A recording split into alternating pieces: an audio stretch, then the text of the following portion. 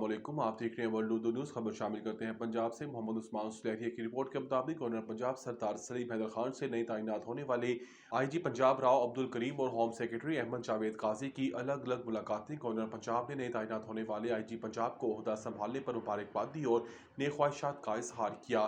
मुलाकात में सूबे में अमन अमान और कानून की बालादस्ती के हवाले से तफसीली तबादला ख्याल, रमज़ानुल मुबारक और ईद उल फितर के मौका पर सिक्योरिटी के बेहतरीन इंतजाम किए गए। गवर्नर पंजाब ने मजीद कहा कि पंजाब को जराइम से पाक बनाने के लिए मैं और वज़ीर आला पंजाब एक पेज पर हैं। हर शहरी के जान माल के तहफ़्फ़ुज़ की जिम्मेदारी हुकूमत पर है। इंतशार फैलाने वालों से सख्ती से निपटा जाएगा। दहशत गर्दी के खात्मे के लिए कुर्बानियाँ देने वाले पुलिस के शोहदा को खराज अक़ीदत पेश करता हूँ।